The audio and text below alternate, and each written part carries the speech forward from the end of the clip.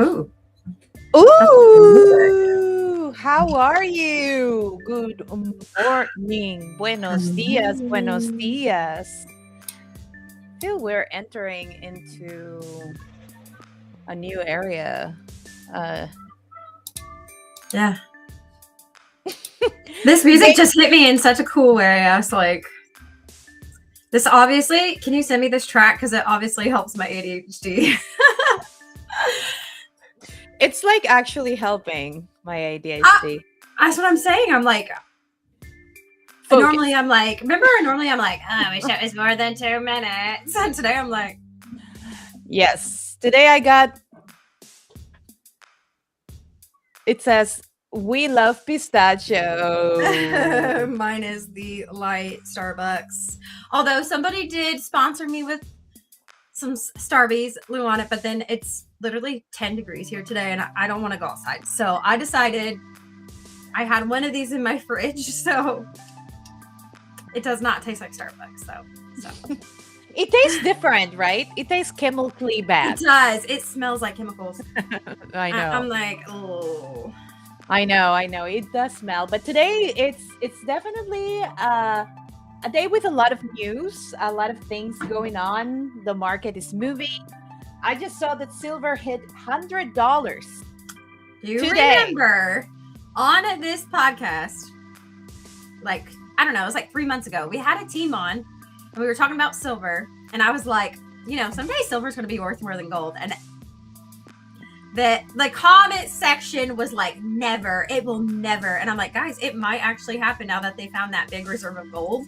Now silver is more scarce. So I'm like, maybe I'm a fortune teller. I mean, right now we are in hundreds. So silver right now is $100, and gold actually, I think it hit 5,000 yesterday, if I'm not mistaken. So it's gonna go. Okay, it's going to get there. It's definitely getting there. But today we're super excited because we are, reintroducing the BUIDL market news. So good morning to all the builders. Markets have been a little bit noisy. Yes, they have. I think there has been a lot of reactions with the Clarity Act, Coinbase pulling out from that. But we're going to talk that, more further. Timelines are kind of confused still. There's I don't know. I feel like we're getting into this uncharted, right? Yes. Like place. Is it giving 2020 again, right? Like 2021, I kind of came in. 2020 though, right? Like what I hear was just like the land of the unknown. It's the unknown. Right now, it feels like the land of the unknown. It also feels like there's a lot of things that people wanted to do, and now I feel like they don't know if doing it. Like a lot of back and forth, right? Real. That's so real because I feel it. There's a back and forth, but somehow builders are still shipping because I'm shipping. I don't know about you. Listen, I'm vibe coding something right now for things we're talking about in today's segment, but price may be lagging. Fundamentals are loud, but if you're still here, you're not just gambling, you're building. So today's podcast is for you. Yes. And we're not going to be into the hype today. We're going to give you the real signals because we try to keep it very factual here. So should we start? Let's do it. Let's talk about what's actually moving under the hood. Oh, my goodness. So first of all, I want to say that if this is your first time here, welcome. I am Luana. I am one of the co-founders of BUIDLmode. I think we don't reintroduce ourselves. We should maybe. Yeah. I spend my days between builders, founders, and creators, and also my daughter, trying to answer, one question. What actually lasts in this market? If you're here to learn, question, and build through our sanctity, for sure, you're in the right room.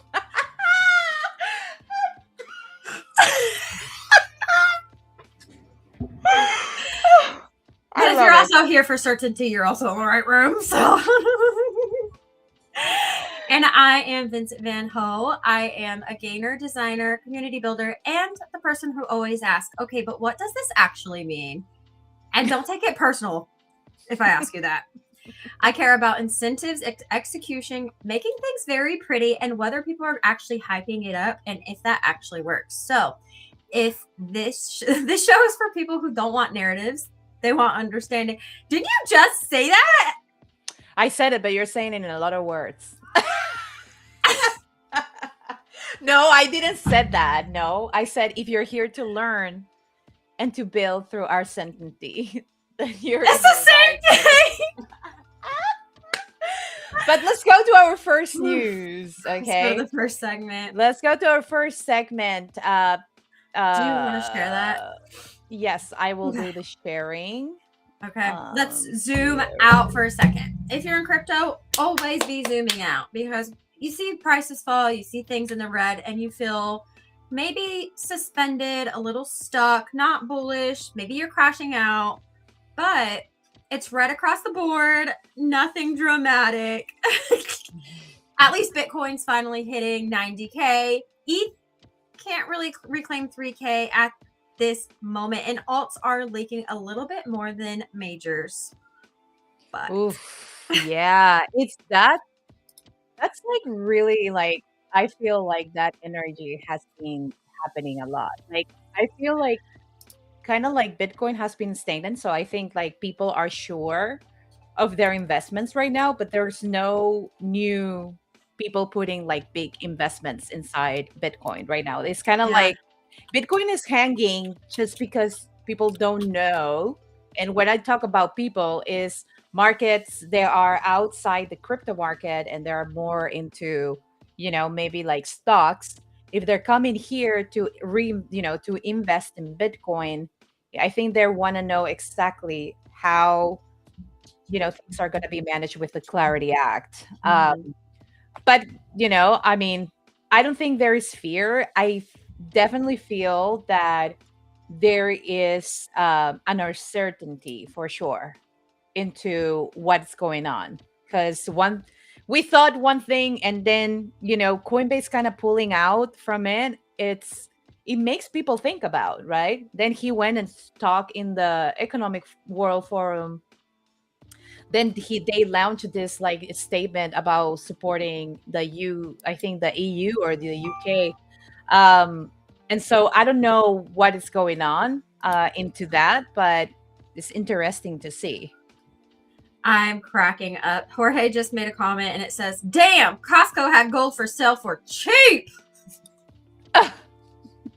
Yeah, give me some of that Costco dog. I need that dog in me.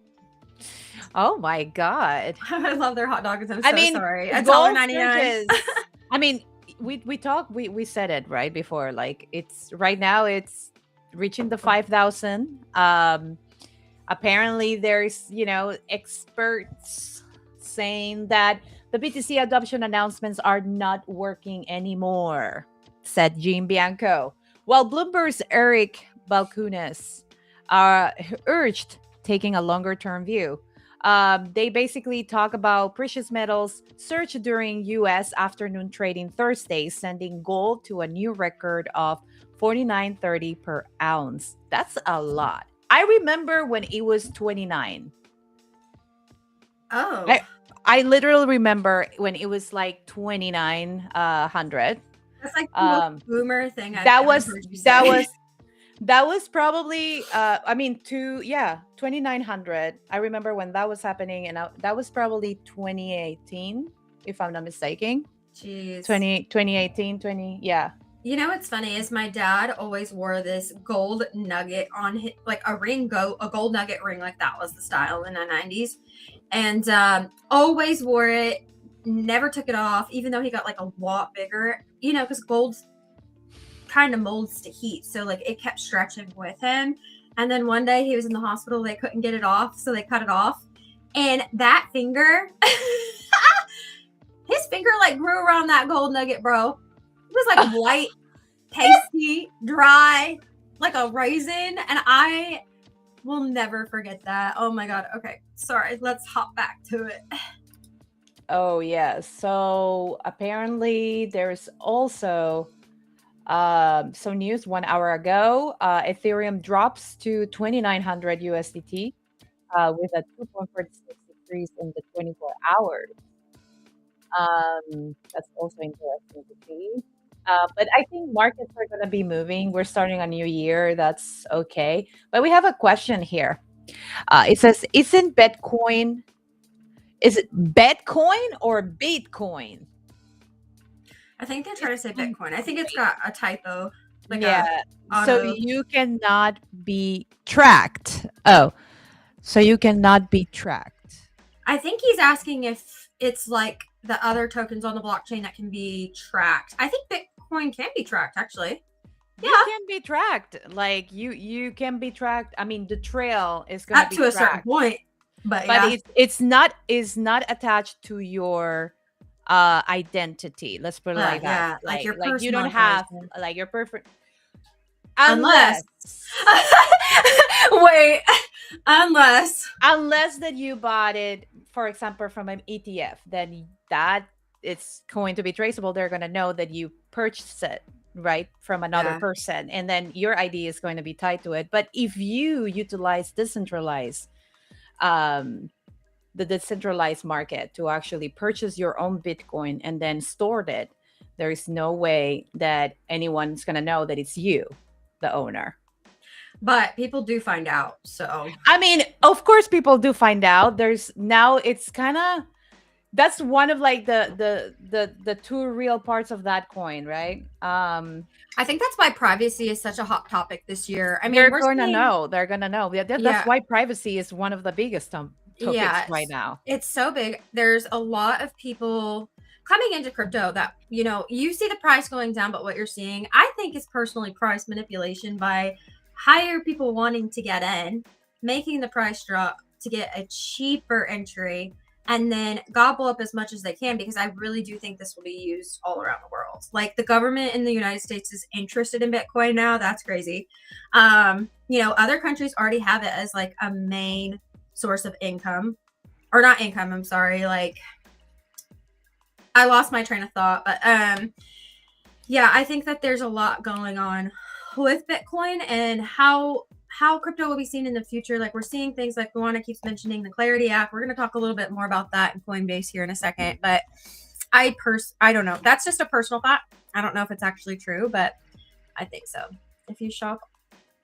Yes. I mean, there are so many different theories around, privacy and cryptocurrency. If you shop to your own, if you shop on Tor, you have to use Bitcoin. I mean, if you are utilizing the dark web and you're utilizing cryptocurrency to purchase things, like, I mean, you should know. Really? You should know that, like, but what we're talking, I know. So, like, if you're doing towards that, like, I mean, that's on you, but I don't utilize Bitcoin at all as that. For me, it comes as an investment. Definitely, they have been, everything that counts as monetary has been utilized for so many different things. Yeah. And that's a real world problem. So, yeah. The only thing that I know is that there is no way that you cannot be traced right now. Like, it's very difficult. Like, if you want to off-ramp it, you will have to do crazy stuff. Just saying. But this is like the magic of, how this, internet money kind of came into the pool. But continuing with the topic, in Bitcoin and Ethereum and how the mechanics are moving, there is a lot of things that are, kind of moving into it. It's like, it feels kind of like the market is a little bit boring right now.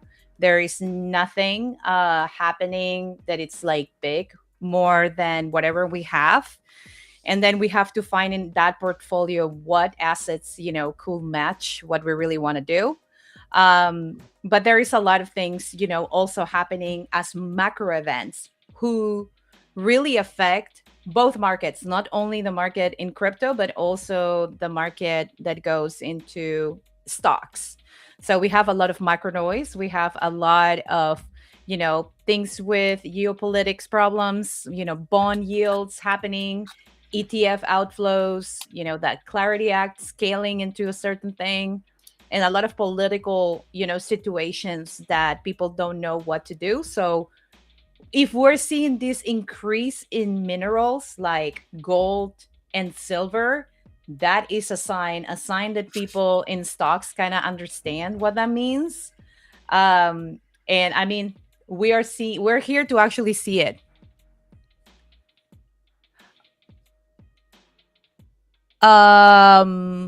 Why? Because the dark web has access to things that are not, good for humanity. Why will I provide accessibility to something that is corrupting completely? Like, it's kind of repeating the story of everything that is going wrong right now. So no, I don't think so. I don't agree at all. It should be out of everything in plan. Actually, it should be non existent. It shouldn't exist. But if we move forward into this, right now, Van Ho, are you trying to invest in crypto, or do you feel that it's kind of like a waiting room right now for you? Yeah, it's kind of a waiting room for me personally. Like, I don't know. I think this is like the one time I've been least bullish in a long time. Also, if the price is going to continue to go down, I want to find it at the lowest entry point. So that's kind of where my mind is at the moment. But the right kind of market that squeezes impatient traders and rewards people who are actually building is what also I'd say about that. I know. I mean, there's a lot of things, but we're gonna go into Coinbase and Base. Um, Coinbase has been very busy during this month,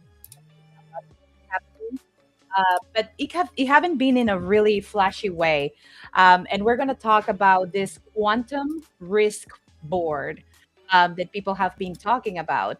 I don't know if we have it here because that's the crypto bill, but we're gonna go into. Oh, did I do the wrong one? Oh my god, there's so many tabs on here. Yes, there is so many. It's a lot of things, but I really wanna touch down into what Why does it Coinbase look like did. that? Let me search for it because there is a cool post about it. Is that not Charlie Kirk in this picture? Brian Armstrong. Nah, right. that is Charlie Kirk, bro, without hair. No. Yes, bro. Chat. Let me know what you think. Is this Charlie Kirk? Yes or no? Okay. You said you're doing a different one. Yes. Hold on, because X is completely shut. It's not letting me enter. Okay, there you go. That happened yesterday. I was like texting her, can you see my page? Can you see my page? She's like, Van Ho. I'm like, I can't log on. It was down for like an hour. All this week we've been having outages, right? All this week has been crazy. But yeah, so Coinbase recently announced the formation of the Independent Advisory Board on Quantum Computing and Blockchain. It is often referred to media as Quantum Risk Board or a Quantum Advisory Council. I'm going to put here, there is the actual thing here. So share this up. There you go. You can see it.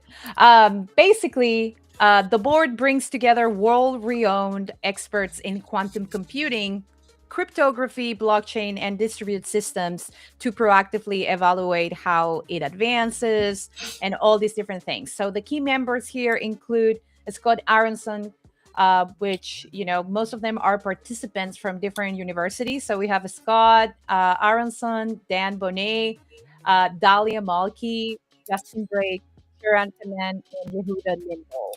The group will assess this, outline long-term mitigation strategies, like post-quantum cryptography upgrades and aim for the first position paper risk assessment early next year, which is 2027. Coinbase emphasizes that isn't due to an imminent threat. Quantum computers capable of breaking crypto are still years and decades away, but upgrading networks takes time. So planning now is a key resilience. What are your kind of like, what do you think about this? Do you feel like this is over my thought process? I'm not the person that's into quantum physics, like, period. I'm going to be completely honest with you. Like, if I hear somebody talk about quantum physics, my eye does this and I like immediately snapshot my brain into rolling back into last year. I don't have thoughts about it. That's it. I hate that word. I don't know what it is. I'm so sorry. That's sounds like regulation. Okay. It sounds messy. I mean, there is the big thread on quantum computing. It's very interesting because a lot of people says that we are decades far from this thing to actually happen. So I completely agree. We're probably very far away from this to happen if we wouldn't have the support of AI. Yeah. I feel, isn't that crazy to think about though? Like that I feel like now that AI is getting more and more smarter at certain things, don't you think like this is going to be happening after? I don't know. I feel like this is interesting to know about. But yeah, there has been a lot of studies. The activity is literally in CT right now is picking up because I feel like a lot of people are mostly positive about this proactive stance from Coinbase, and a lot of them, they say that, they should be really thinking about the regulatory clarity push instead of thinking about this. I see. So like people are requesting for a long-term vision instead of a short-term vision. Yeah. That's what I'm getting. Like okay. People want to know like if Coinbase are going to, contribute to what they were supposed to contribute, which was like the Clarity Act, instead of creating this type of things just to, that's kind of like the talk about it. But yes, the regulation, as we know, is kind of messy, and we're going to go into our next segment, which is with Avalanche. Exactly. Yeah, there's been a lot about Avalanche this week. If you're in the community, you're not in the community, if you're not, I don't know. Who knows who doesn't know, but there's been a lot of things around Avalanche lately. So if you guys were here for our last one, you're already, oops, why does that keep flicking off? There we go. There you go. This week, Avalanche hits 74,000 blocks printed in one day. That is not marketing, that's demand. Post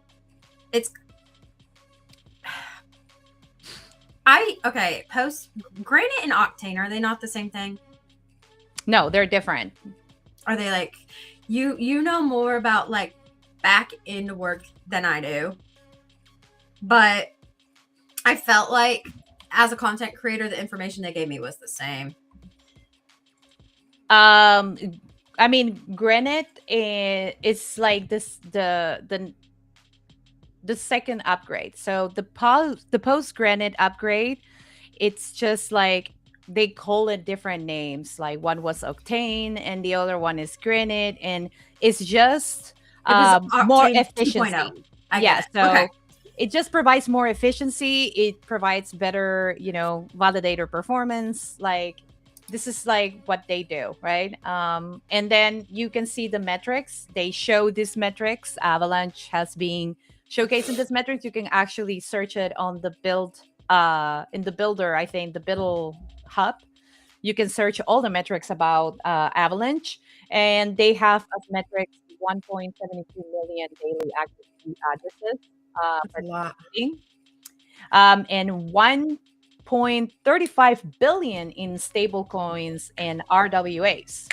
What do you think? Do you think that RWAs are actually the leading input of finance in Avalanche. Like RWAs is where that's at, right? Like I know that, you know, part of our name, I didn't even realize this, but the BUIDL part of BlackRock, right? Like that is actually involved with Avalanche. I remember us looking at that on one of the shows and seeing like the RWAs and things that go into that, and really kind of realizing that a lot of the money is going into RWAs. Because you hear people all the time like, where's the money going? Like, why isn't the price action louder? And I'm like, if you actually really zoom out, like, yes, it has been a lot higher, but like if you zoom all the way back out, you're like, okay, like we're still up, I guess, depending on like where you came in. But you know, like that's some of the things that I see on the timeline often is like people not understanding how the price, I'm going to just say KPIs, like the metrics that they're giving, how they're not seeing that reflected in another manner. But you know, there's a lot of different things, L1s, RWAs, that people don't actually think about when they think about crypto.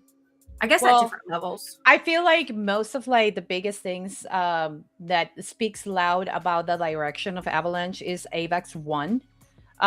We have seen AVAX 1 technology is already in NASCA, is AVX in NASCA. This a company already.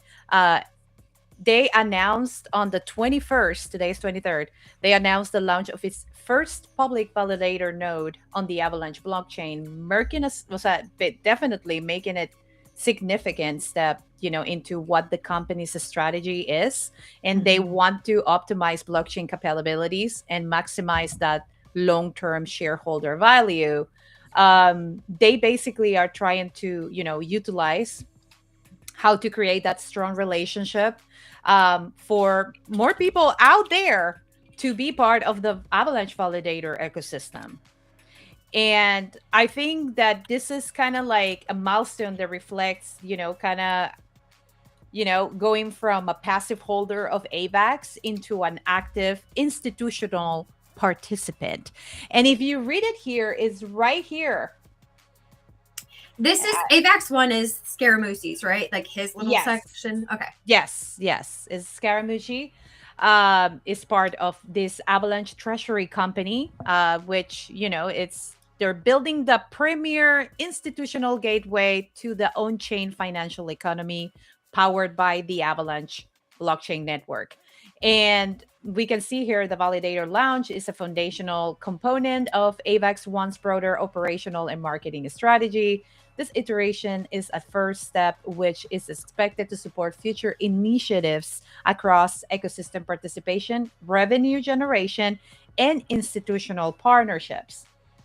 This tells me a lot that they are like really working into building Avalanche concept as what it is in blockchain, but bring it out to the TradeFi environment and sell this as a service. Like, we have this operation system, this network, you can have accessibility to crypto and also normal, you know, regular like RWAs or, you know, USDT, which is stable coins.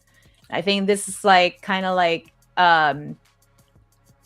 they have been very, you know, I feel like Avalanche has kind of keep it like very long term into, you know, trying to build a concept that works very institutional. And I think they're as much as a lot of people in the community sees that contrast and a lot of people don't like it, I think that's the vision. My opinion. That's my opinion. You said, here's a concept that works. I think that, I mean, if the Clarity Act works, they will be prepared for that change. Yeah. Right? So that's, I think they're preparing themselves. Maybe. Who knows? Maybe. But there is a lot of initiatives that have been happening. Retro 9000 is live, is rewarding actual usage, not only your vibes.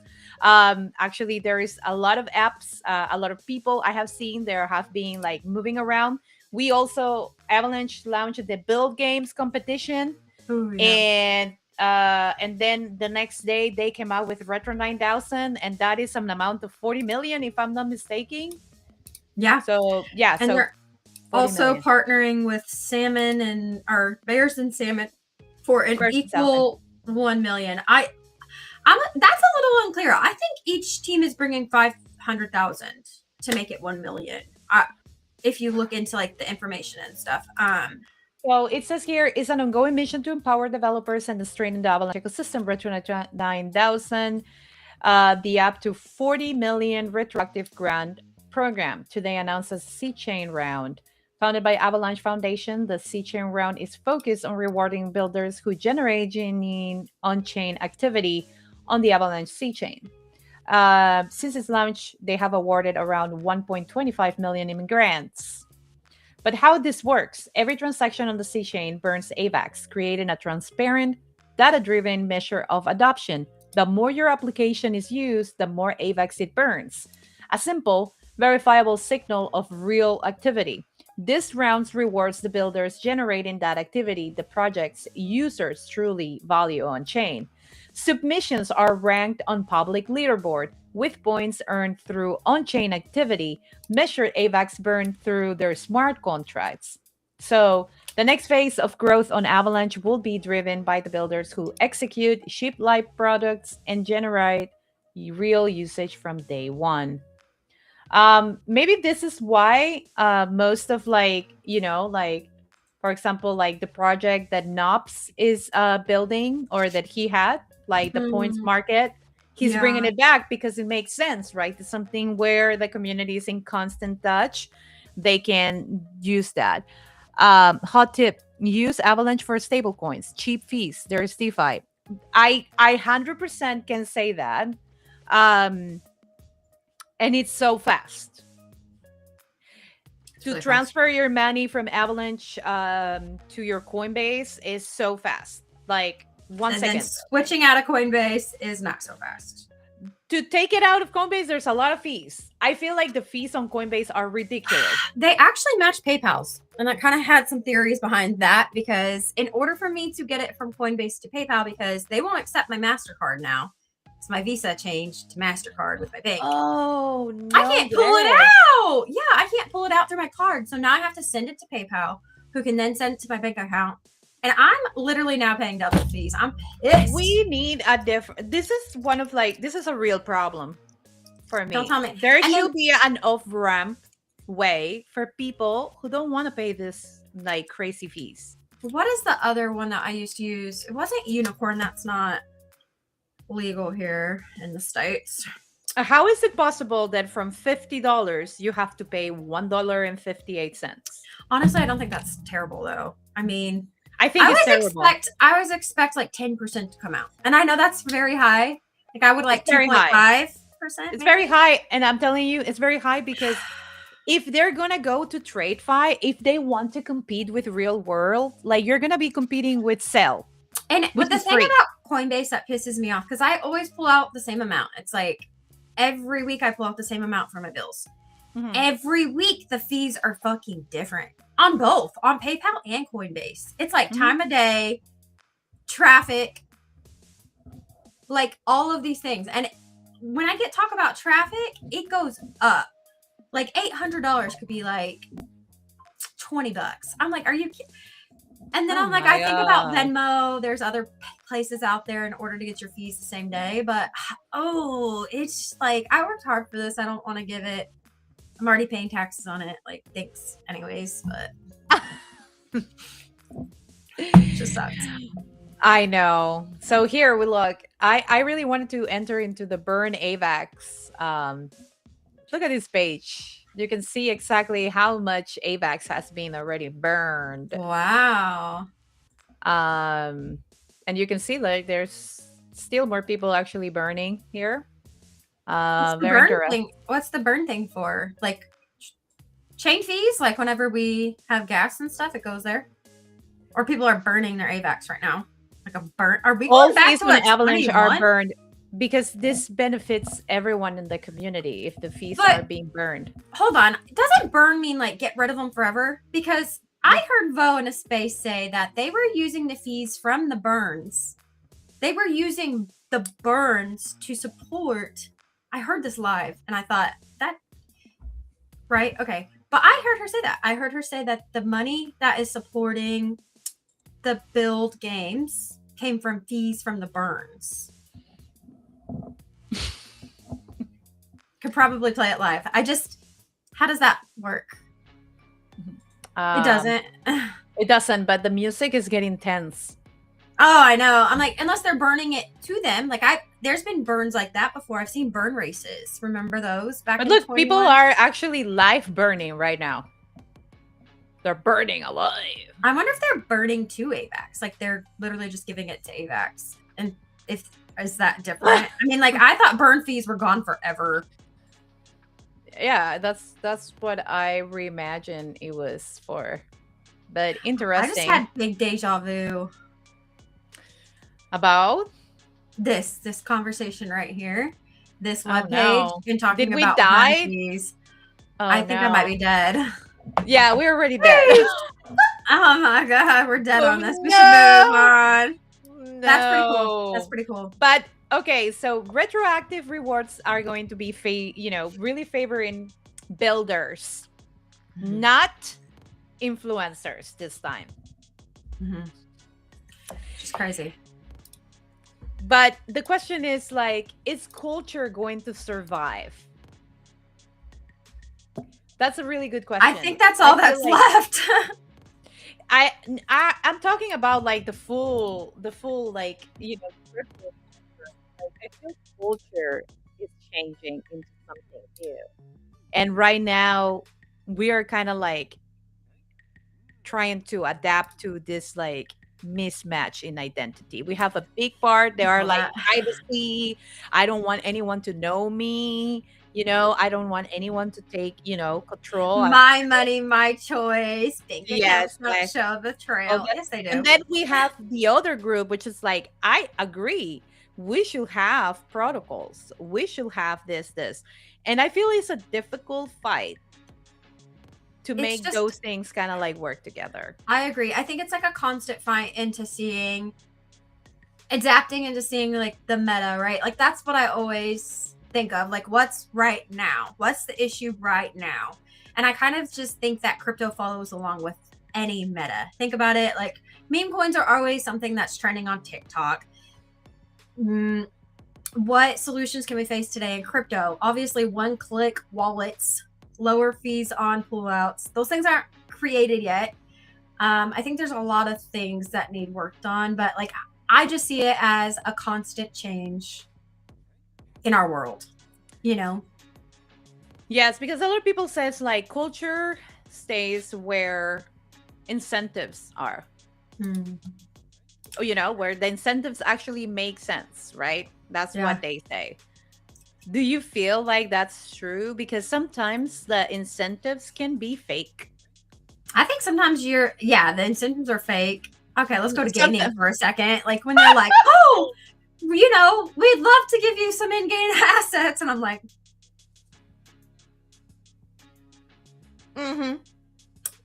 like,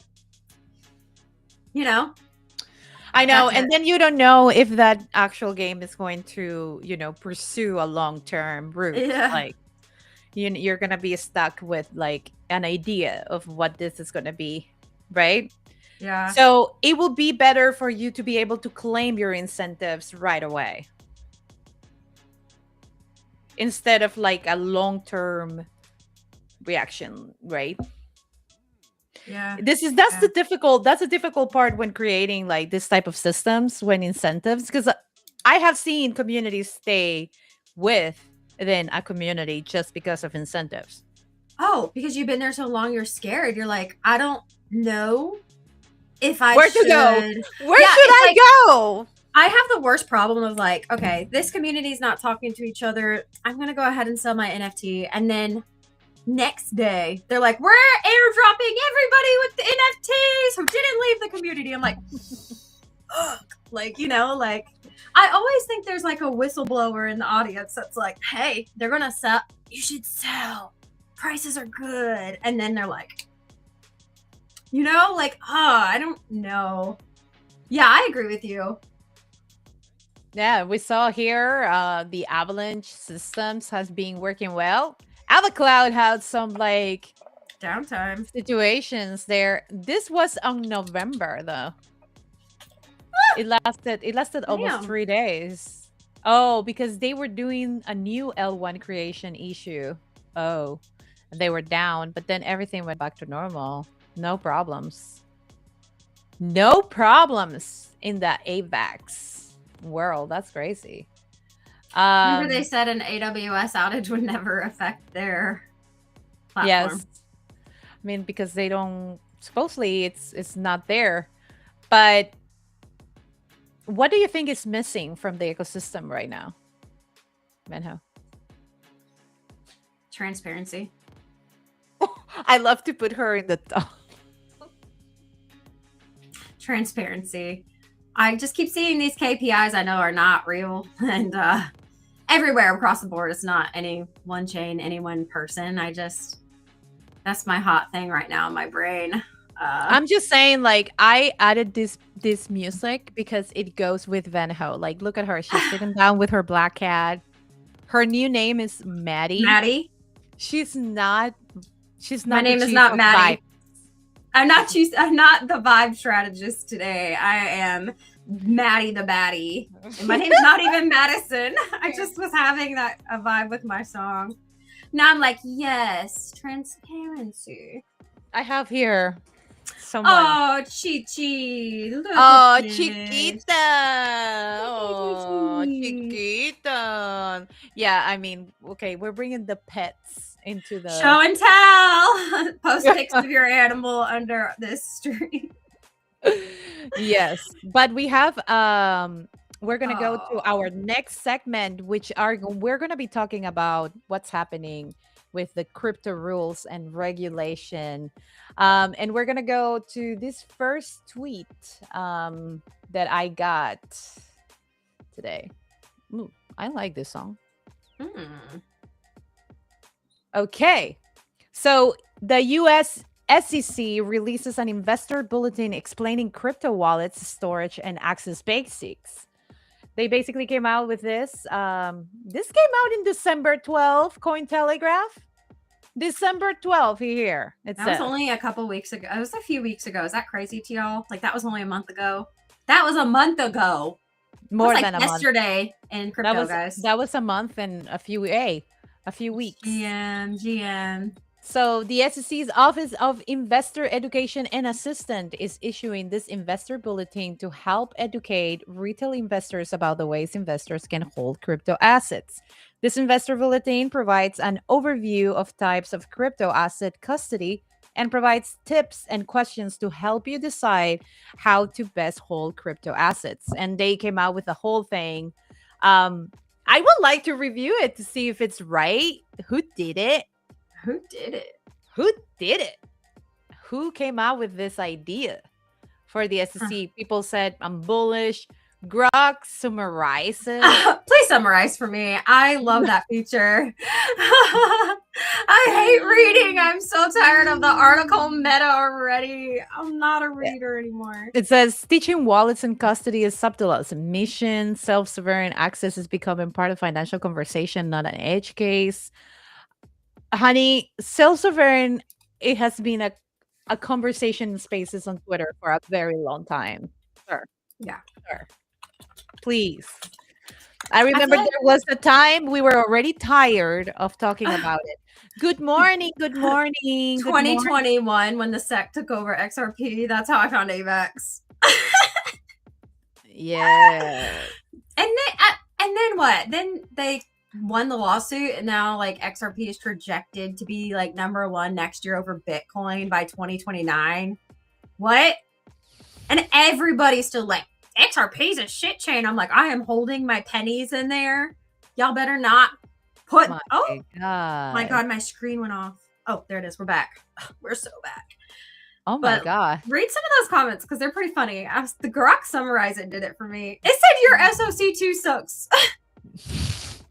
Says SEC explaining crypto wallets like they're teaching toddlers about nap time. Meanwhile, half of us are still figuring out which wallet holds the keys and which just had receipts.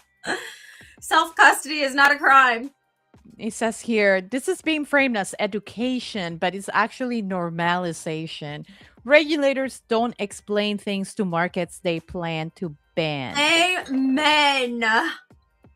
They explain things to markets they expect millions of new participants to enter. Oh, that one's good. If the SEC is publishing a crypto wallet and storage guide, is this a step towards mainstream investors' education or just regulatory noise before the stricter rules hit? For real. For real. I mean, this is what this is why this is a news, because people were like, what?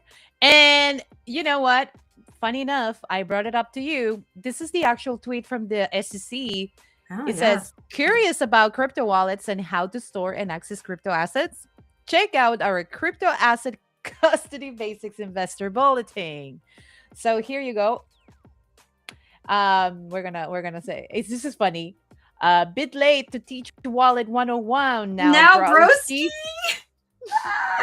Are we trust this? This is the government. Interdestined. This is cool. Dude, thanks. This is, am I dreaming? Bitcoin. Okay, so we have here. So, okay, no thanks. So here we have the investor.gov page. It says asset custody basics for retail investors. This came out in December 12th. Do you know what that means? Because we're talking about this, Clarity Act for a while, but like, yeah, like since April last year almost. Okay, so let's see what they think, right? So it says that idiots even what is a private key? What is this? No, it's okay. The crypto wallet has the following two keys: the private key and the public key. You have both. With both, you can access. Is the public key your wallet address?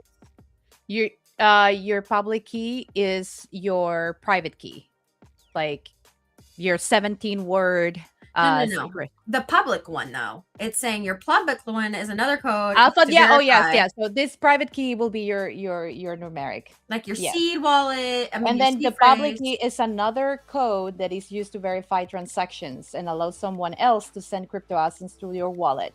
Wow, so they're calling your wallet address public key. Like they're putting definitions on things. Yes, so public key is going to be your wallet address, and private key, for me, private key was like your seed phrase. Your seed phrase. Yeah, or that. Hold on, where is the seed phrase here? They're using certain things. So no. Yeah, they made up their own rules. So hot versus cold wallets. So a cold wallet is typically a physical device that is not connected to the internet, such as USB drive, external hard drive, or even a piece of paper. Okay, and then protect your seed phrase. Okay, honey. They should put that under private key up top. Because look, they defined what it was as a private key, but then they're coming down here and saying protect your seed phrase. People who don't know crypto, they're like, what's a seed phrase? It wasn't even mentioned up there. I know. So here they only say, because here it says private key is a randomly generated alphanumeric passcode that allows you to authorize transactions from a crypto asset. A private key is like the password to your crypto wallet.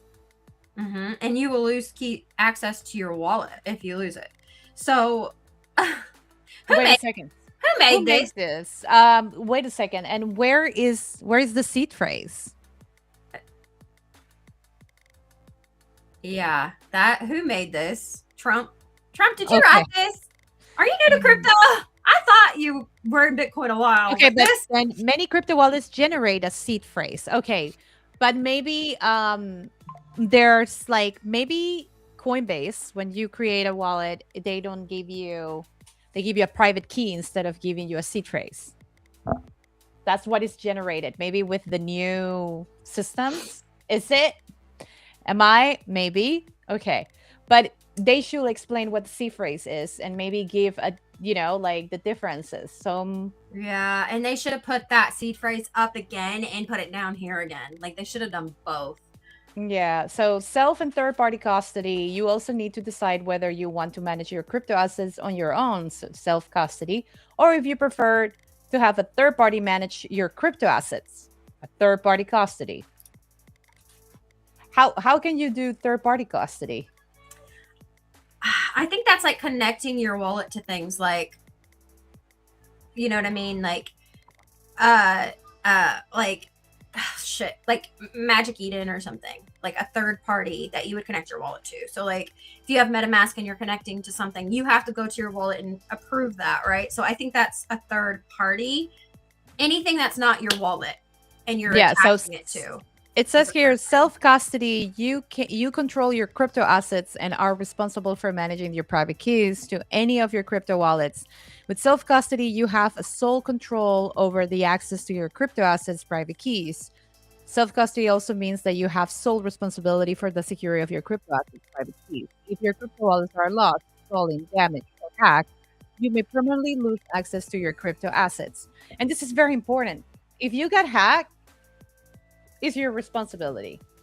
If you click on the link and you got hacked, it's your responsibility. I could see this being a big problem later, and when everybody's starting to get involved. Oh, your wallet, your money's just missing. Oh, that's your fault. Like, no. So the third party custody. Okay, with third party custody, you select a professional custodian or a service provider to hold your crypto assets. So it's not Magic Eden. It will be like a like a ledger or something. No, it will be a person. It will be a person. You're giving him your keys. Like, for example, when you hold stocks, you can hire someone, a financial advisor, to do that. Yes. Okay. So it says here, but why would they need that if you just give them your wallet address and they can see it all on chain? Like, why would you need a third party? Because there's people that don't wanna deal with crypto. They just want to make money. So they will, so this is also another thing. Oh, I see.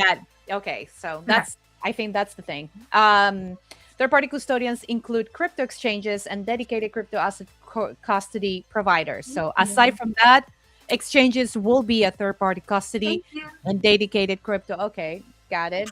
Have you researched the custodian background? This is what you should ask before entering anything.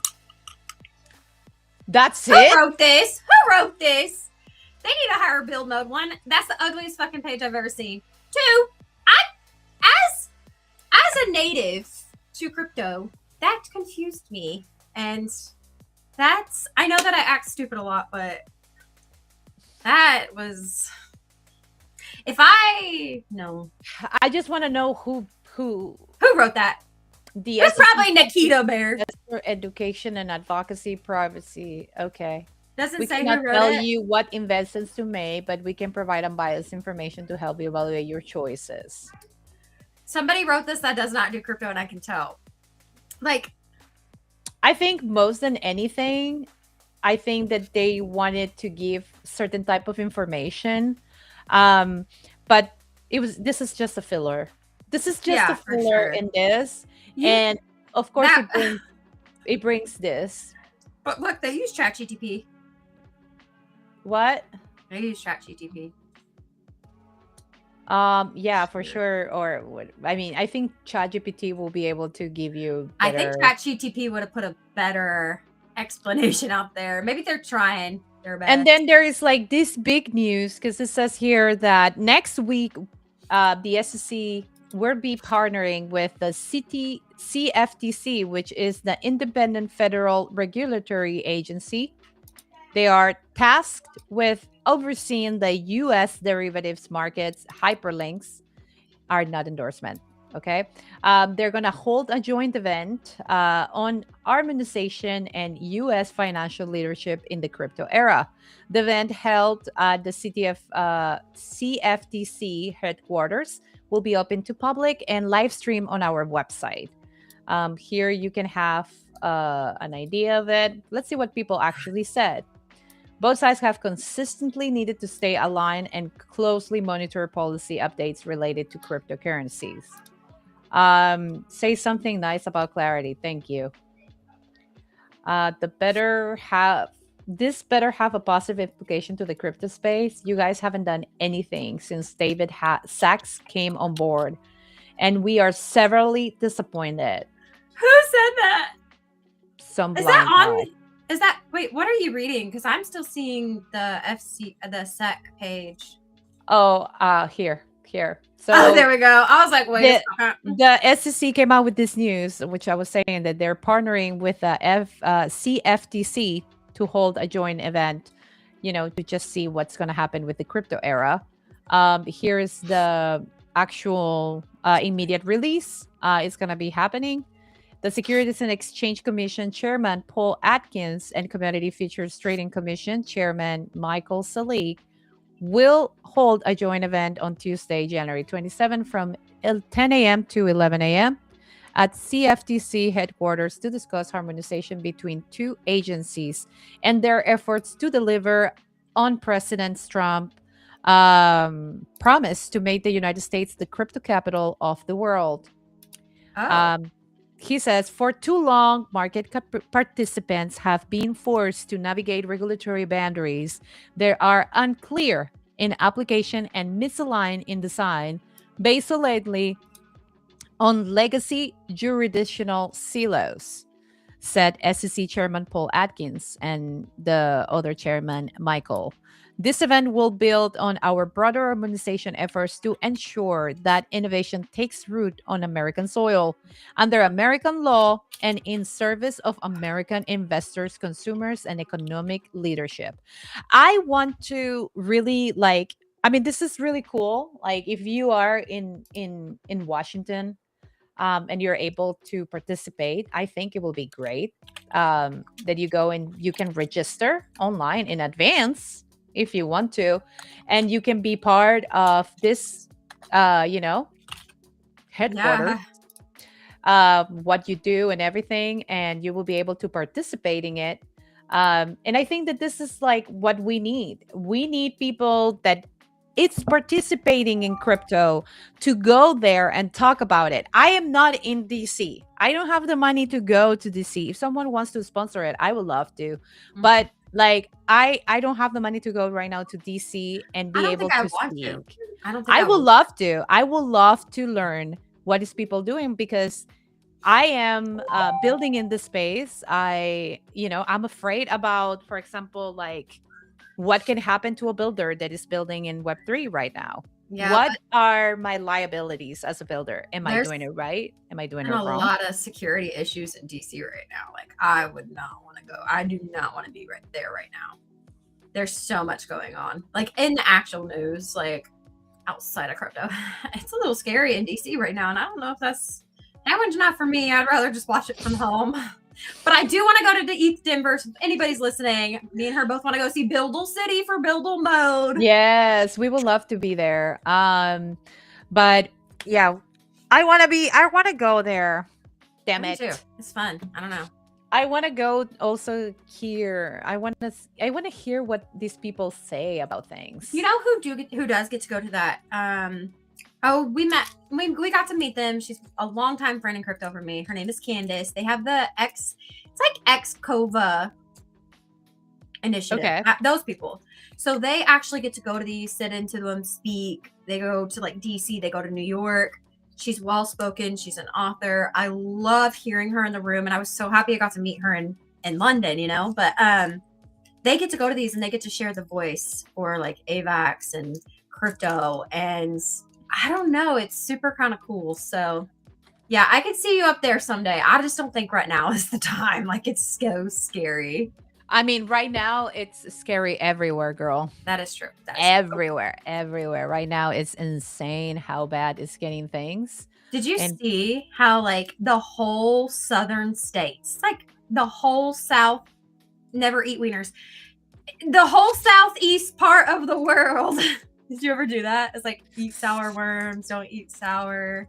Anyways, that eat sour wiener stuck in my head. But the southeast parts of the United States, like the entire, I'm talking from Oklahoma all the way to Florida, up to like North and South Carolina, down to Kansas.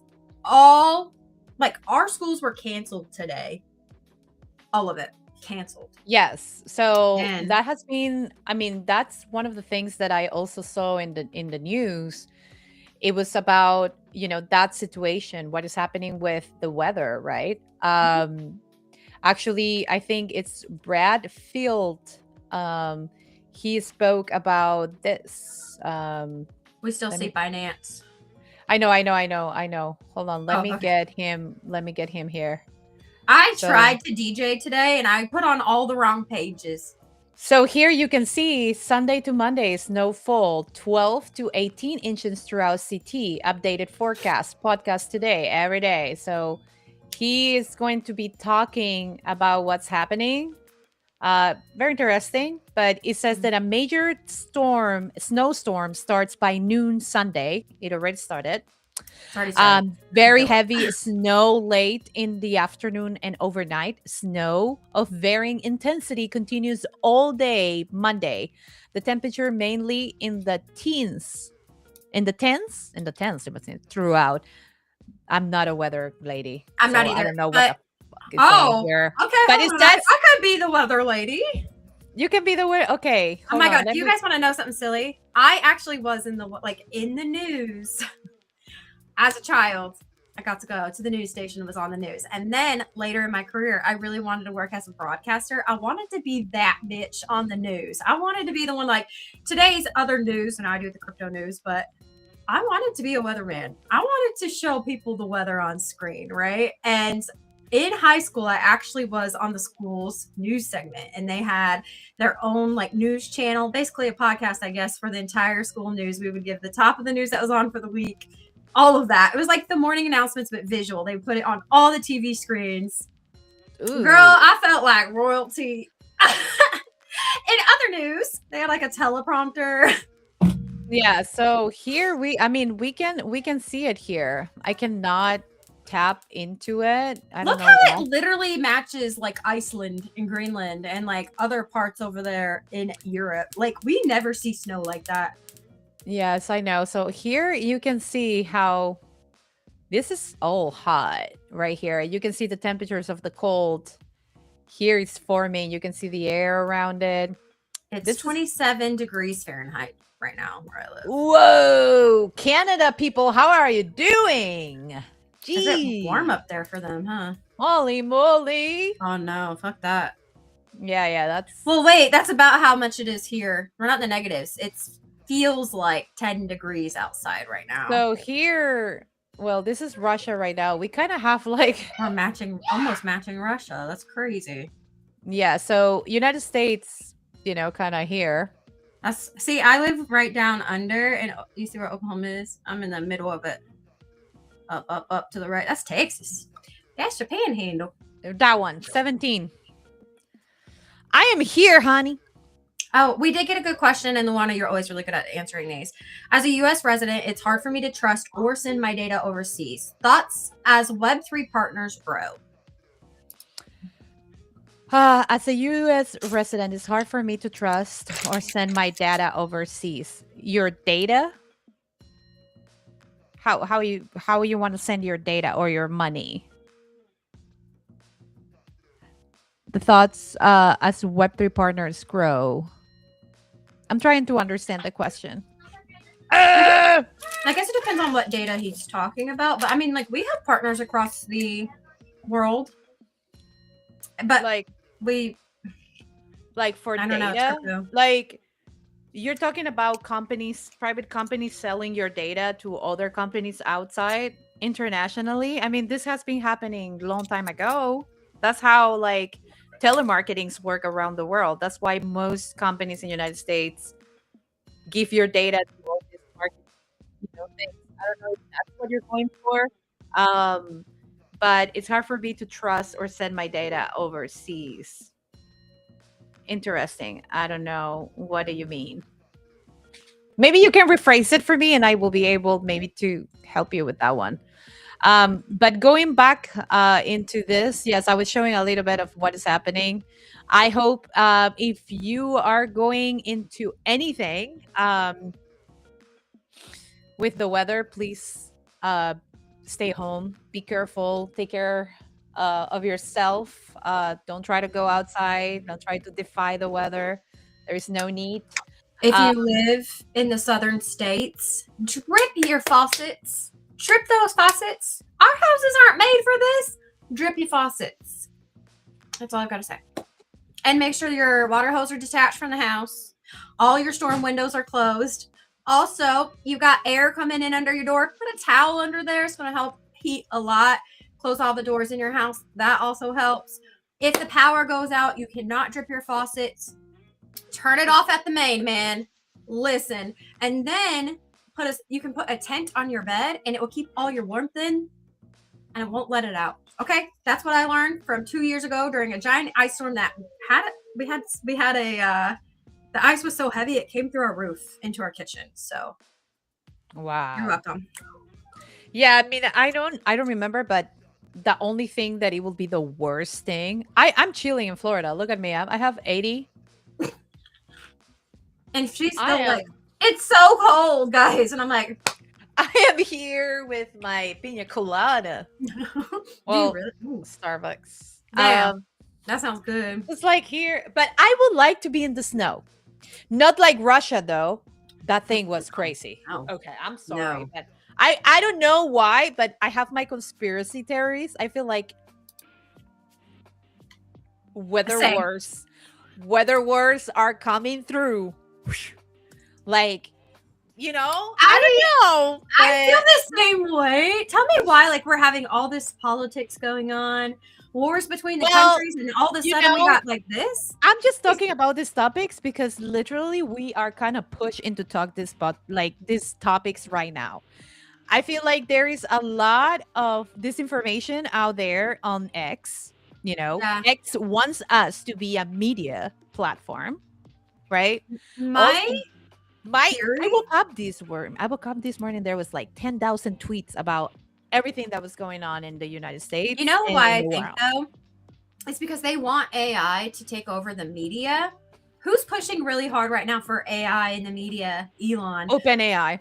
And we're at one point not going to be able to tell what's real anymore, what's AI. Like, we're going to be in this constant state of, I don't believe we're in war because it could be AI. And I think that's exactly where we're at right now. However, I would like to go to the next segment because, as you guys know in my intro, I am a gaming girly, and this is a game that's very near and dear to my heart. And me and Lou want to play it every night. And no, I have not been streaming with y'all. I've been keeping it private. So I've got 75 hours in this game in 2 weeks. Let's talk about it. Yes. Sorry, I'm moving from one place to another. We're gonna be talking about definitely one of like the best things ever that has happened to my day, where I don't have to worry about what the news are or what is happening. But you know, let's break from the markets and let's start talking about Arc Raiders. I'm so excited. I'm super excited. I am too. We have been playing nonstop. Okay, to be honest. God. I was telling Jared, I'm sorry, that's my husband's name. I was telling him yesterday we got a date, and the whole way I was telling him about me and Luana's games. We played 3 games yesterday, and each one was so crazy. I have never. Oh, is this the one that This is really cool. I love. This is really cool. I really like it. So we're gonna watch it together while we comment on Arc Raiders. Okay. So let's watch it first.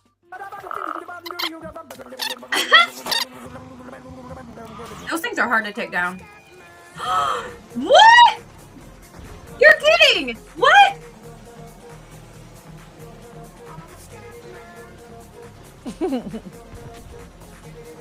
How do we do this? Oh my God! How do we do this? With the zip line. With the zip line. Can we do this? Oh, look at this guy. I have to do it. Oh my God. I have to play my flute with this. Oh, damn, he fell and died. He survived! And he got all the way to the train station? Okay, we are not doing this to our full potential, and it's showing right now. This is hilarious. Okay, so the funny part of everything is that we can definitely do it. You see how he grabs from the zip line. Oh, shit. Dude, Oh, he died. you guys are amazing. I literally always carry a defib on me for that reason, bro. Did you see me riding the Rocketeer? Yeah, that was you. That's all I'm gonna do. I'm gonna jump in the Rocketeer.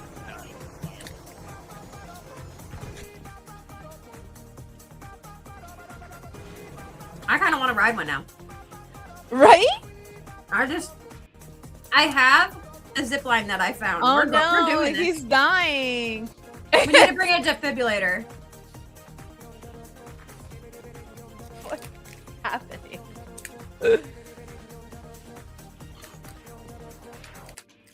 The fact that is like, what game is this where I keep jumping in and out?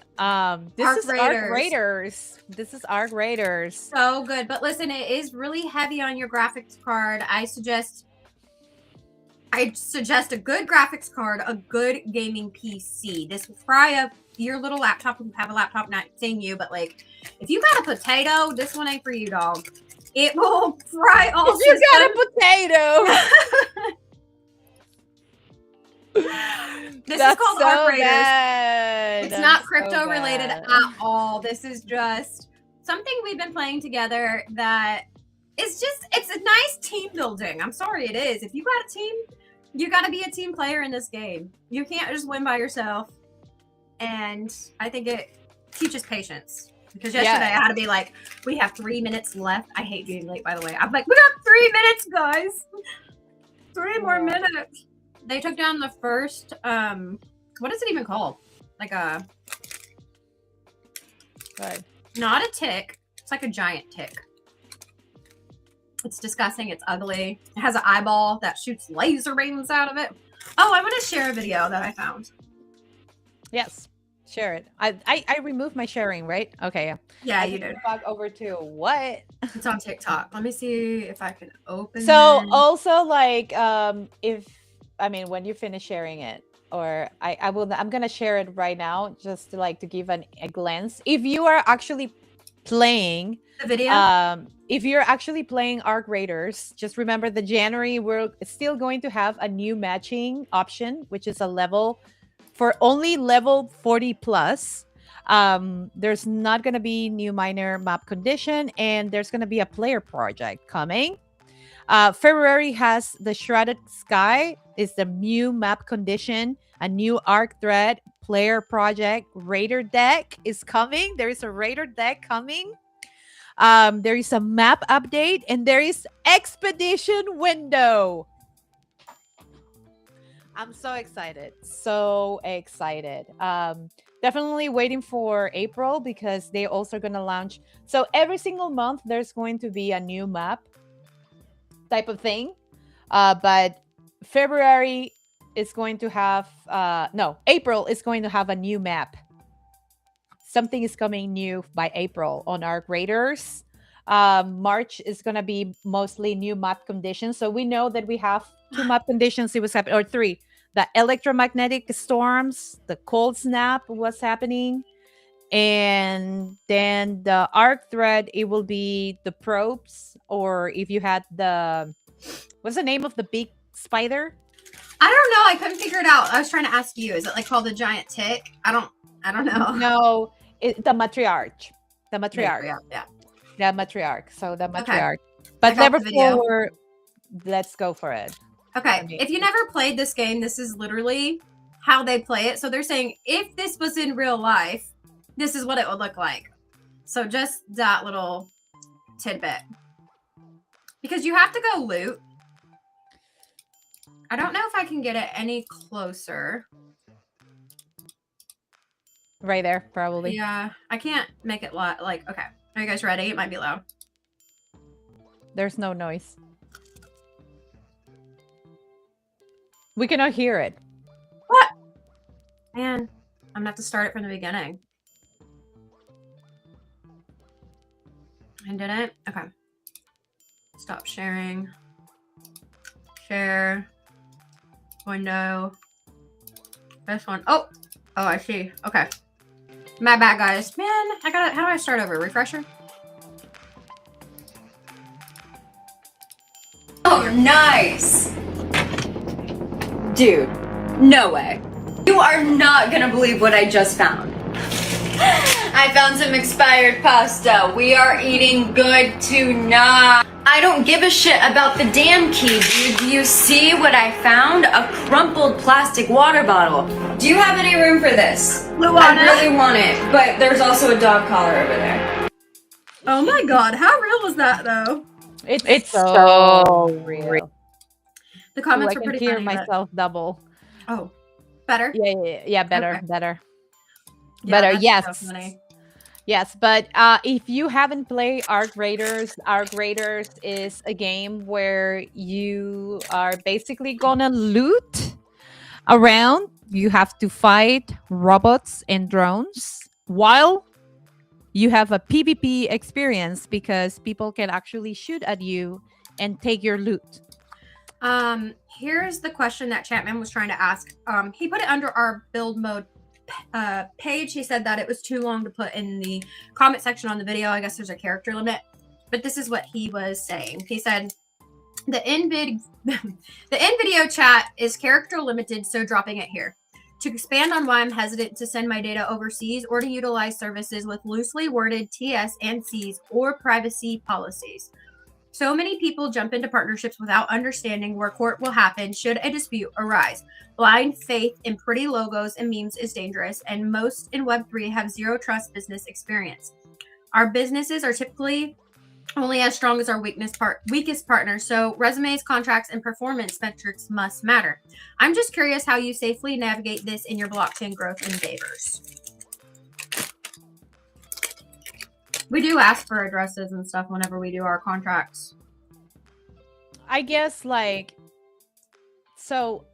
this is one of the reasons why when crypto started as a main, I don't know, like a structure of how self-sovereignty will work, right? In the sense that you will own all this and there, that's it. That's all you had. Like if you wanted to have freedom financially, it will be for you to take care of those assets and go from there. There was no other explanation about how this was going to match a real world with a lot of problems in terms of how fair law is, right? Jurisdiction and governing law, it not always push for what we want, right? There is a lot of different avenues, right? Especially in the US. So I think that we have to push for a clear governing law where we're able to see, because the more that we grow as a community, as a ecosystem full of projects that were developing certain ideas, some ideas were good and some ideas were bad, but that's the normal process in everything when it comes to building, because you can build something with an idea that this is going to work, but at the end, that doesn't mean that it's the best for everyone. That can be for you, right? Very private, right? Very individual. So I think that in terms of like privacy and your data location and all these different things, there has been a lot of explicit things that have been requested, especially for builders in the United States.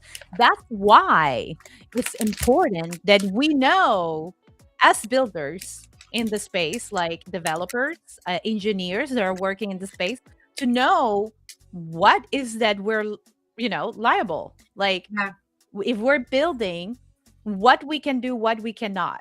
We don't have that. Everything that has been built has been just like a realization, oh yeah, I'm building this and I think this is going to work. I think this is going to bring a lot of people into the space. That has been the main concept. the main concept has been always mainstream concept. It has never been what's good for is. There was a moment, right, when FTX happened. That's when the division in mindset break off. Like, people start thinking about how can we maintain that mainstream that we had in 2021, and going abroad and going like big and trying to bring mainstream, not always is going to be what is focused for the user. That means that you have to think in different ways. Most of the builders didn't have support in United States to build tools for the American people, right? It was mostly to create in a global sense. And a lot of them had to require capital outside, not here. There was private equities that were supporting other people. But what I'm going with this is that being like cautious about what exactly am I sending, Web3 and blockchain growth is going to work around all those different things. Once we understand what people can do, and people need protocols. And I think that what we're seeing right now, it's the definition what it's going to take us to the next step. Yeah, that's why. Yeah, go ahead. I think it's a really fair concern. And honestly, I think a lot of people in this industry skip this topic. I know that you're asking specifically for BUIDLmode, and we don't operate on blind trust or logos. We turn out a lot of deals. We vet partners the same way we would in traditional finance or business, jurisdiction clarity, contract enforcements, data handling, and alignment on accountability. But in Web3, decentralization does not equal abdication of responsibility. So if anything, it raises the standard, the bar. Our brand is only as strong as the weakest partner. So we treat our partnerships like we do infrastructure, because we're not about hype. And so I think that it is really important to know which businesses do and do not do that. But I think this is such a valid point. And I don't think that people think about it, because Luana was putting it in a broader detail of like what people normally do and how they don't think of those things coming back onto them. Like, we've previously been in scenarios that were like that. When I first got into crypto, I didn't know anything about it. I didn't know anything about, like, me signing a contract was actually, a contract. It was legal. Like, if I did anything to upset the contract, I would then be taking responsibility and I have to go to court in London. So I don't think people read these. I think that there are a lot of people that don't understand. They come here and think it's a land of opportunity where people cannot see what I'm doing. And I don't think that's true. So I think that's a good question. But also, like, for example, like, if you think about what has been the transparency points from people, like when you go into a partnership or where you apply for any type of program or anything, you are required to give certain information. Yeah. Right. Yeah. Right now, mostly right now, because of past situations, we have never been able to create a reputation system. Right. We have ethos, but for me, ethos is nothing. Right. Nothing. Okay. Why? Because there's no way to verify it. So that's the biggest problem. That's the biggest problem. A lot of people follow through whatever they see in the metrics. So if I see that they have 100,000 followers, oh my God, that must be real. Yeah. We have to remove the social media metrics from what's transparent and what is not. And I think that is definitely going to change a lot of the factors now, specifically. And yes, 100%. I think that you can have the biggest, amazing logo. You can be a great meme. You can be all you want. But for me, if I don't see a verifiable ROA, like, the ROI, I am not going there. I think that you can tell me, like, how many times we have seen tools coming out that look like they're very nice, and I have never put my wallet there. Oh yeah, because like weak business fundamentals always expose themselves. So yeah, it does, and you can see them when they send you an immediate press release, and it's old ChatGPT. Yeah, like nothing in it from the founder. Yes. Also, is that company actually, coming with a DocuSign version? Are they sending you, hey, we're going to do a contract, it's going to go through Airtable or it's going to go through DocuSign so we can both sign something together? Is this what is happening with your partnership? If this is not happening, that you should put a limited scope on it, you know? If it comes from like community or decentralized protocols that are building tokens, like, and you're trying to make a partnership, I mean, you have to see exactly, you know, maybe people that refer you to this person. Like, this is an uncharted room, I will say, specifically in the crypto environment. You never know who you're dealing with. And that's why it's important to build your reputation. It's all about trusting and verifying. It's going to be your survival thing forever. Trust and verify. Sometimes people are going to be cool the first 3 months, and then the last 3 months are going to be a piece of crap. And you are not going to be able to like say anything, because this is kind of self-sovereignty type of situation. There's no middleman you can go and complain. So yes, verify how the performance are. You know, if the team is transparent, do they have a LinkedIn with their picture? Are they real? Is the picture real or is it PFP? Is always a PFP everywhere? The Telegram, the LinkedIn, the everything. There's something about no one knowing your actual face. There's a problem on you and showing that. If that person comes to a call and they don't want to show their faces constantly, that's weird. That's not okay. So yeah, I mean, in terms of that, like, keep that security to yourself. But yeah, I mean, there's a lot of things to do. That topic is something we will have to, like, you know, kind of move on, because yes, I agree. You know, when you say like typically, like in businesses are typically only as strong as their weakest partner. So resumes, contracts, and performance metrics matter. Yes, it is. It's very difficult right now to navigate how to see the reputation of a project. That's the truth. Because sometimes you think that the project is going to go good, and then, you know, something happens with a team, and then you start seeing all the different things. So I don't know. It has been a long road for me to learn, you know, at least for me. How about you, Vanho? I actually had a business before Web3, so I don't know. I look for those same red flags that I would have in my own business that I had. But you're right. I think so many people mask in this industry, and I think that I've worked with a lot of people too that would not share their LLC or their corporations or anything like that because they didn't have one. And so we don't work with people like that. You know, I think that if we're going to be, you know, it's legal to take money from somebody, you have to do it legally. And that's where I stand.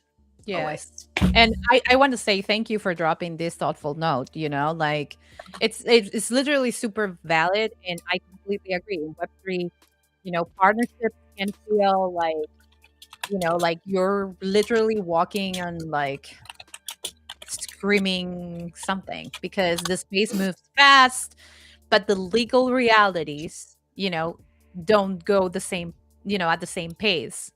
So you kind of cannot be blind to trust a logo or be hyped about so many things. There's still a lot of things that you have to navigate, and you have to navigate it safely.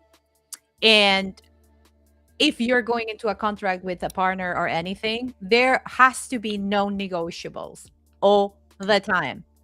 If you're going to build a collaboration, if you're going to do a growth play, whatever it is, just like have your non-negotiables. Always push for explicit, you know, understanding, you know, on certain things, like what will happen if this happens, you know, if you have, you know, in terms of like data and privacy, especially with overseas, like see what is required, like what are the clauses, like maybe how about a full DPA, you know, if your personal data is actually involved in it.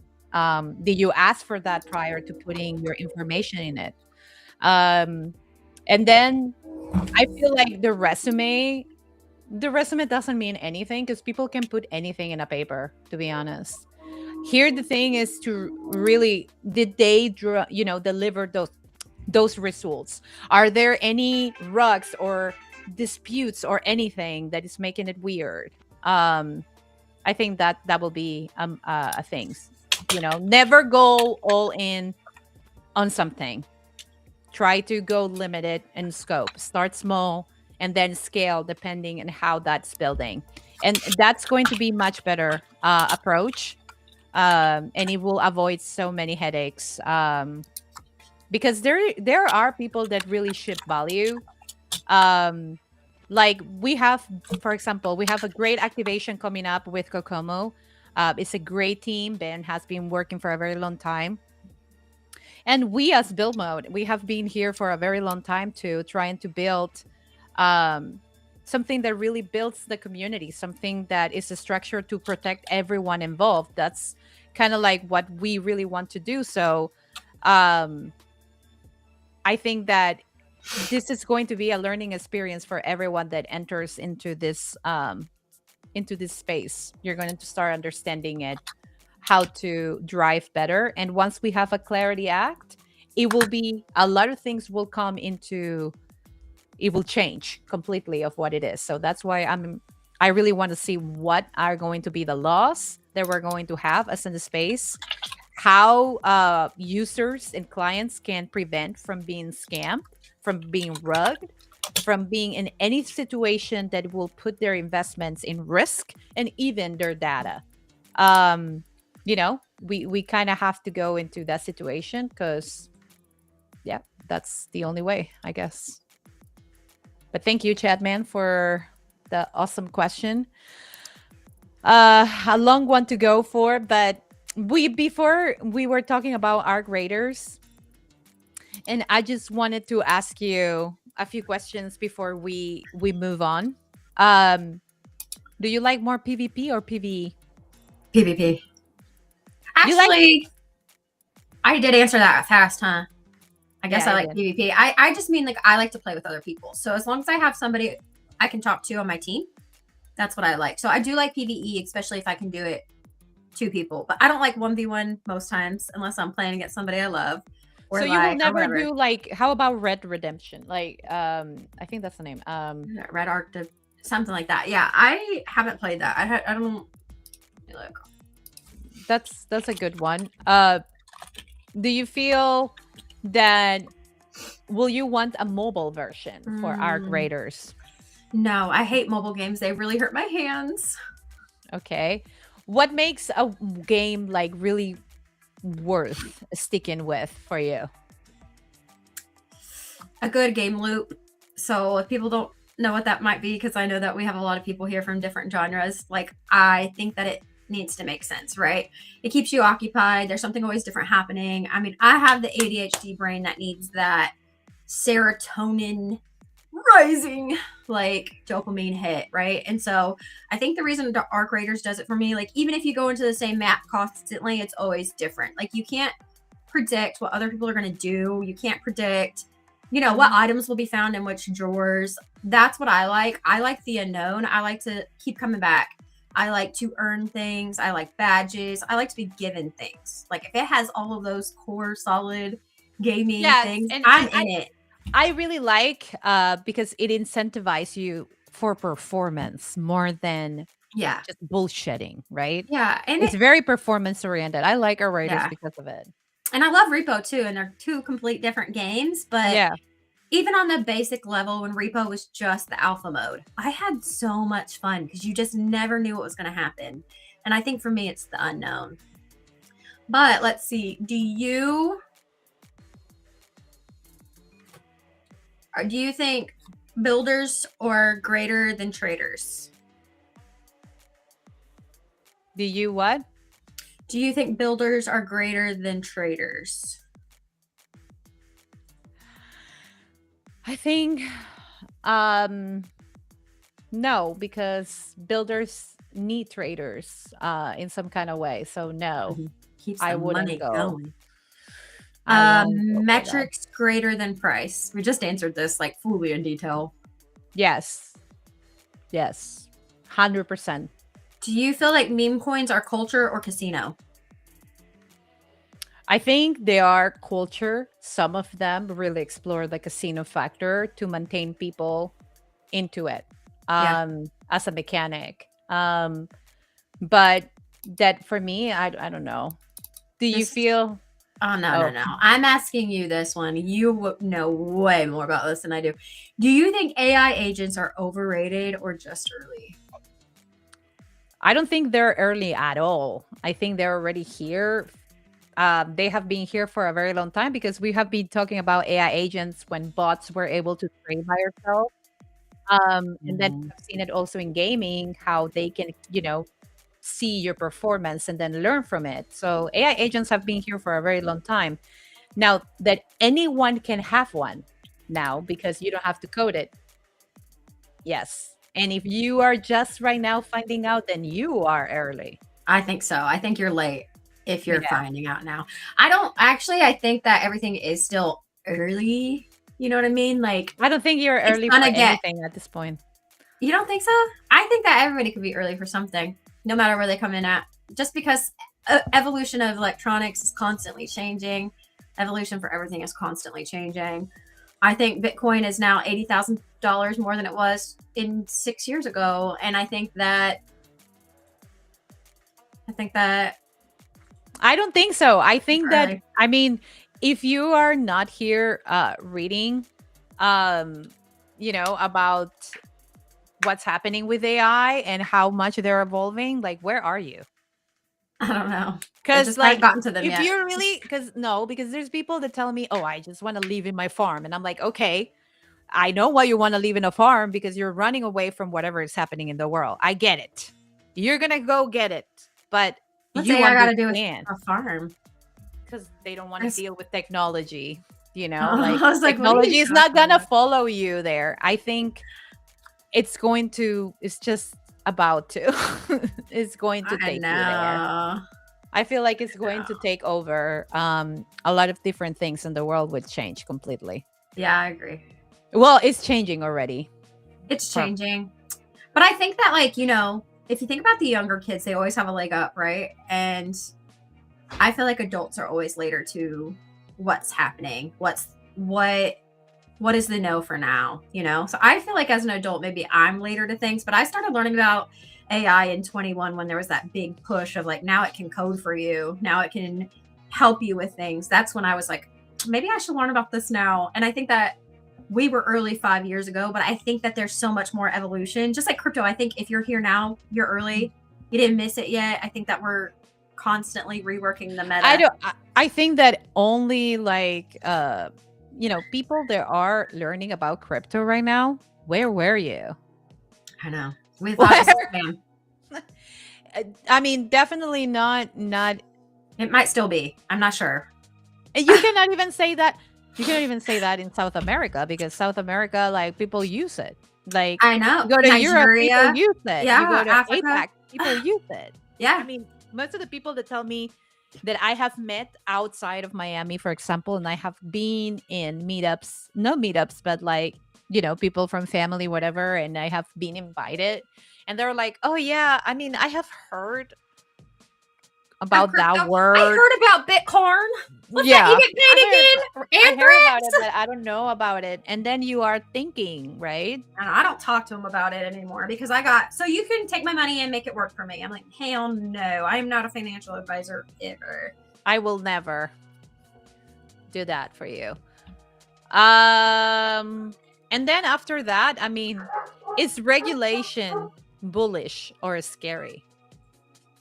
Somebody put a statistic in here. Only 5% of the general population know what an AI agent is.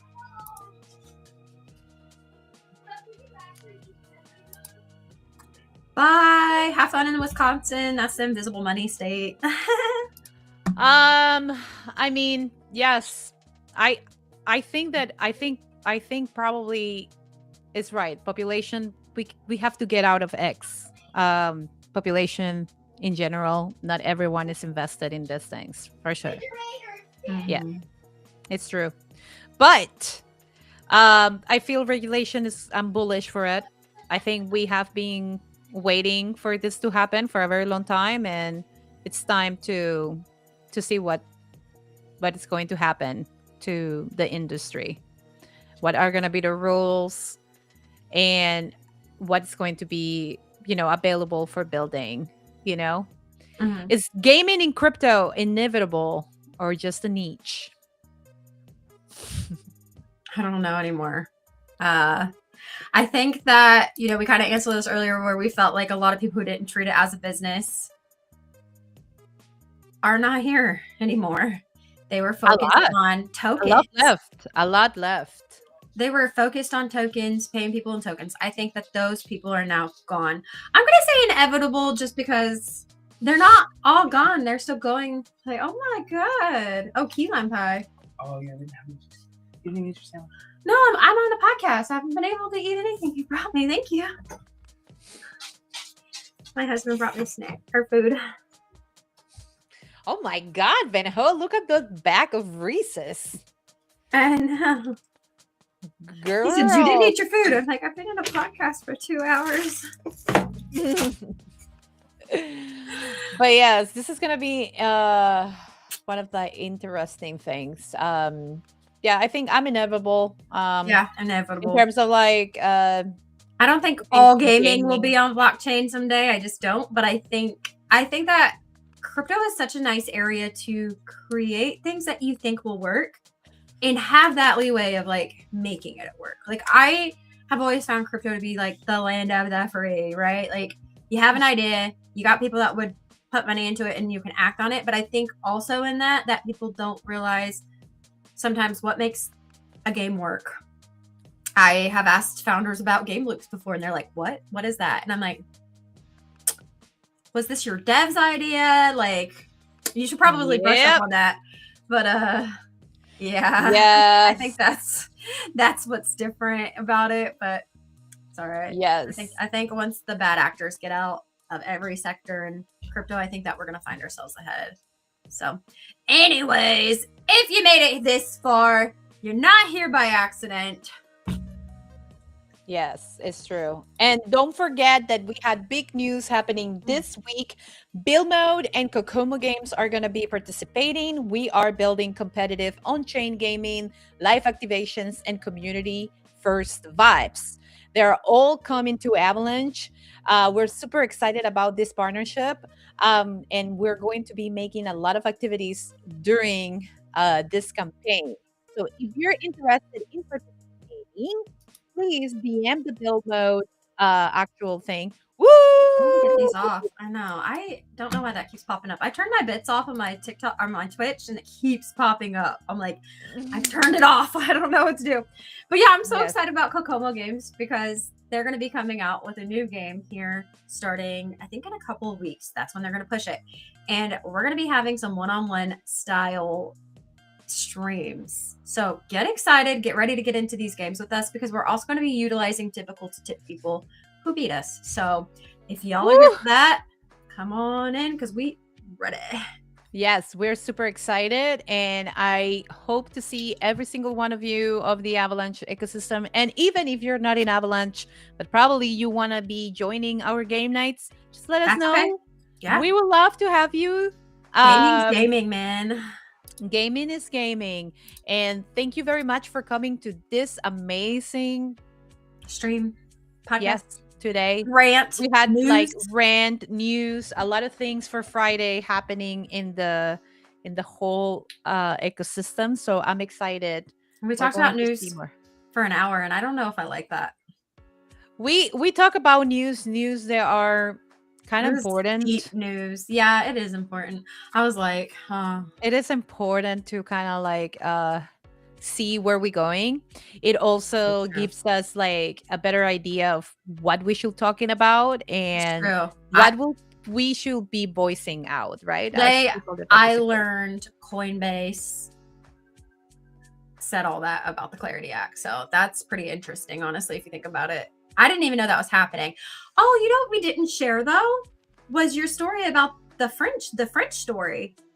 Oh, okay. So Oh, can you tell that before we go? Because I was like, yeah. So let me search it because I actually got it on Grok. So there was a big extortion happening. This is going to be in French. I saw the news. And I was verifying with Grok what was like real and what wasn't not real. This is in French. It couldn't. They don't have a way to put it in English or anything. But this is kind of what the news says. So basically, the article from Le Parisien, it reported that the French cryptocurrency platform Waltio was targeted in an extortion attempt by the hacker group known as Shiny Hunters. Waltio is a Clermont-Ferrand based platform with around 150,000 users. It helps users track cryptocurrency portfolio values in real time and calculate declare annual capital gains for tax purposes. So this is kind of like a fiscal declaration people do when they utilize Waltio.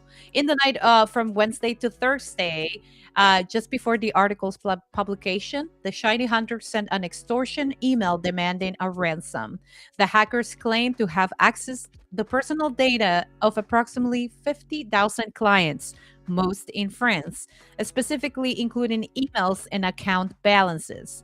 Waltio has filed a formal complaint with authorities for attempt of extortion and infringement compromise of automated data processing system. There are no ransom amount or further specific demands or detail are detailed in the reporting, so they haven't showcased how much it was. But Shiny Hunters is a known cyber criminal group. They are in France because apparently it's often described of a French origin or operating in French speaking context. They have been stealing and selling leaking data from companies, apps, and forums. They have high profile operations in 2025 involving voice phishing, basically to compromise Salesforce instances at major corporations like Disney, FedEx, McDonald's, airlines like Qatar, Air France, and luxury brands, and stealing billions of records and launching extortion leak sites. Some members have wow. faced arrest, and they frequently use extortion tactics, threaten to publish stolen data unless paid, sometimes via dark web leak sites. This Waltzu incident fits the pattern of targeting crypto related or data reach. Now, in terms of like, because me, I was like, imagine, like, that there is like a lot of kidnaps that have been happening in France. Yeah. Right? We We were had talking about that. recently, um, like NFT Paris canceling, Yeah. also they didn't say it was because of security, and I know we're not saying that either, but my mind works differently, and I start like thinking, I'm like, there's a lot of like important like information from crypto investors when they go to this type of events where kind of I will feel responsible as an organizer if people are getting kidnapped, from my event. And I'm not saying that this is what can be. This is my personal opinion. So just chill out. But this is very scary. Just knowing how much data is leaked, and so how this is going to just intensify with the accessibility of AI. And I'm gonna give you just one video because this is and we go. Okay. Because I want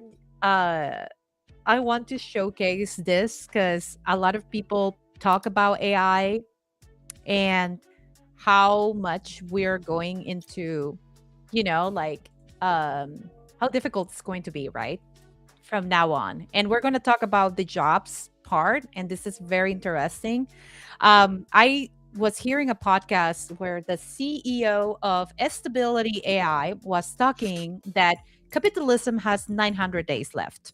And this was very interesting to listen because I was like, what? How is that even possible? But Yeah. we're going to go check it out right now. And this is him.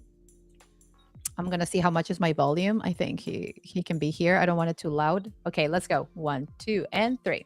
Next year is the year that AI models go from not being good enough, the dumb member of your team, and again, the people listening to this will be like, yeah, the AI is not good enough. Then overnight it becomes good enough. And then the job losses start, and we don't know where they end. Within, let's say, 900 days or so, any job you can do on the other side of a screen, an AI will be able to do better.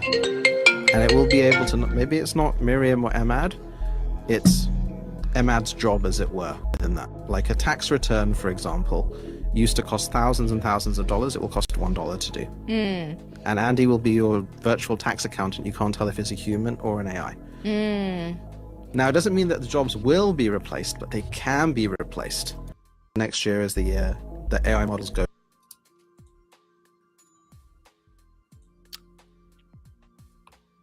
Well, I saw that. I saw that, and it was like, okay. Okay. Okay. That is All very right. interesting. But it's so true because a lot of people from big companies are utilizing AI to create the contrast or like the full context of their business. So AI is learning from a business perspective and experience professionally how to act in certain things. How many times have you correct AI? Oh, a lot. Good. That's how you train your models. So this is like certain things we're going to see. I think that I want to know what's the reference with capitalism. Are we going for like, because a lot of people say, end capitalism. Yes, we're going to end it, but it's not going to be cool. It's going to be very different. Imagine you pay $1 and you get your taxes done. Right now, we pay a lot of money to make our taxes done. What's all these people going to do? Maybe they creating a company full of AI agents that can do your taxes for like a certain amount. Maybe that's what people are going to start doing. They're going to build their own projects and they're going to offer services. And then is this how it's going to be the future? Everyone will be self-employed. I mean, this is going to be interesting to see, but I don't know. I just like, maybe I'm trying to advance time and I don't want it, but at the same time, I'm so curious about what will be this happening, you know? All but we can do is we can speculate or we can wait for it to happen and then we'll truly find out, right? Like, yes. But well, markets reward patience, you know, and builders reward themselves. It's true. This was Build Mode episode 63, the BUIDL market news. You can like it, you can share it, you know, comment, tell us what we should cover maybe next time. And I hope to see you next week. Tuesday. I'll see you next Tuesday. That's my favorite thing to say. Oh my God, I missed it. Yeah. See you next Tuesday and take care. Bye. Bye, guys.